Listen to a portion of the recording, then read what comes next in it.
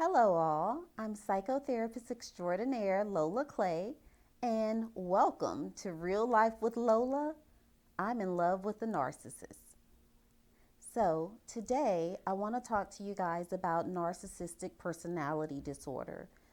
Many people out there have had the experience of being in a relationship with a narcissist, and anyone that's had this experience can tell you it's quite a traumatizing and confusing relationship.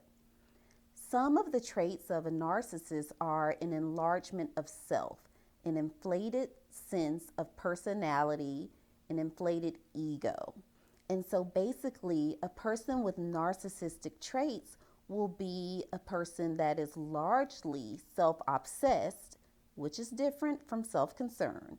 They're largely self obsessed, think only of themselves, and they possess the ability to manipulate others and make others live a life in service to them. And so a narcissist goes beyond a controlling personality in the sense that they also have the ability to make you think things are on a level playing field. But when it comes out that things are not level and you're not relationship equals, you're made to feel like the bad guy. A narcissist can do an extremely wonderful job of making you seem like you're the problem. A narcissist may say things to you like, well, I'm happy in the relationship. Why are you so unhappy? If you're unhappy, you should really go and fix yourself because I'm just fine. What that translates into is that they have no intention of hearing what your needs are, and they absolutely have no intention of those needs being met if it means sacrificing what they want in the relationship.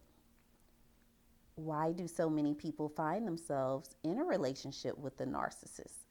Well, a narcissist has the ability to shapeshift of sorts. This is a person that can make you feel as if they're very involved and concerned with what makes you happy, but their making you happy is usually a larger part of the process of making them happy. It's the reeling in. And so you become so reeled in and enthralled with them that you find yourself doing things that make them happy, and you're sacrificing your own wants and needs until they are completely obliterated on the back burner and almost non existent. And when this happens, there's the natural sense of the healthy self that wants to come forward and advocate for what one wants or needs, but the narcissist finds a way to discourage self advocacy. What can you do if you're in a relationship with the narcissist? Well, you have to confront it. Whenever you're dealing with difficult people, there's the need to confront that behavior head on, but you can't be fearful of doing so. The narcissist wins because of fear of making them upset, fear of hurting their feelings, fear of making them feel unloved. And you might ask, well, how can this be? Well, this can be because they have set the playing field to where the only thing that matters is what they want and need. And so, after spending months, maybe even years, of having all of their needs met, it seems petty for you to start advocating for what you want. And they're able to convince you that what you want isn't really what's best for the relationship, meaning best for them. Because the narcissist is not really involved in a relationship with you. The narcissist is only in a relationship with himself. And this is the most important relationship in the life of the narcissist. And so a narcissist will suck the life out of you. And what ends up happening is that usually people report feeling as if they're crazy, feeling as if they're unreasonable. A narcissist can also convince a person that they have multiple mental and emotional health issues that need to be treated in order for the relationship to survive. This is very common. And you'll find that it's very difficult to bring a narcissist to therapy because what happens is when the narcissist experience confrontation, they do not take kindly to confrontation or to what they consider to be criticism. And so they'll stop. They'll stop the therapeutic process. They'll say that they don't need it. You should go by yourself and you should work on things. So please know that if you are living with a narcissist, there is help out there, but the help is going to begin with you seeking help for yourself, not necessarily trying to fix the narcissist. And if you remain in a relationship with the narcissist, then you have to accept that you may never have your needs met in a relationship.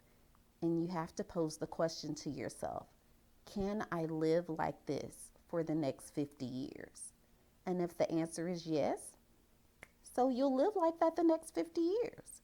But if the answer is no, you have to construct an exit strategy for yourself, and you're going to have to get proper therapy so that you don't carry these distorted ways of being into a new relationship.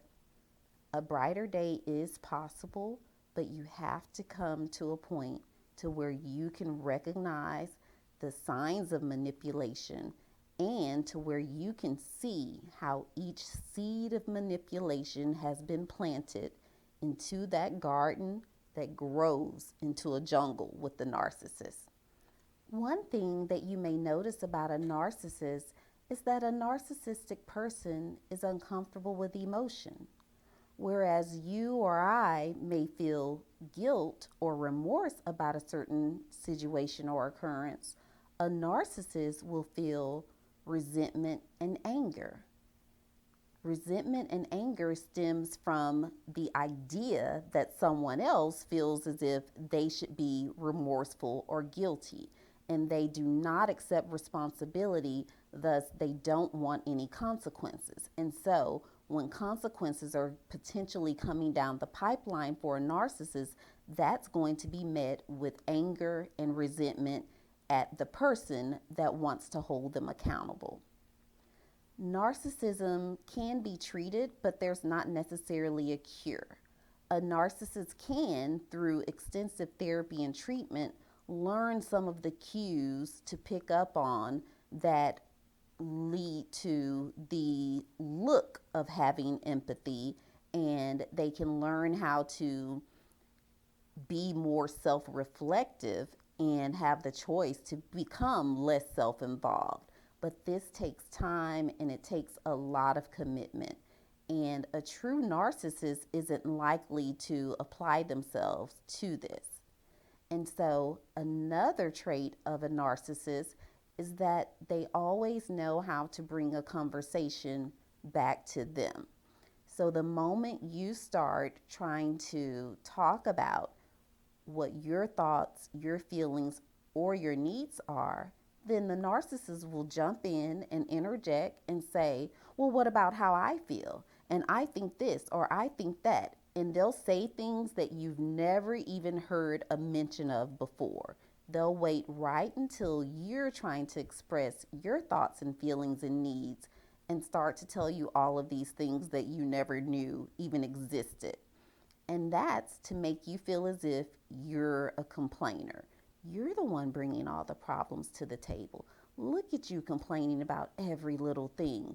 And here it is, I'm holding this whole grenade full of things that make me unhappy, but I've never said a word. You're terrible.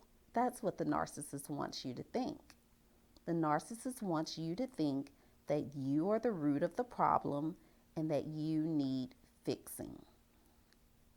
It's also difficult to stand up to a narcissist because a narcissistic person is not one that's going to allow themselves to lose an argument. Even if they withdraw from the argument, they're not going to lose the argument. They'll say things like, well, okay, I'm going to let you think that. If that's how you feel, I can't stop you from feeling that way. And that's not acquiescing or saying that, you know what, you're right, you have a valid point. No, they're being dismissive, and it's an attempt to shut you down and to shut your feelings down.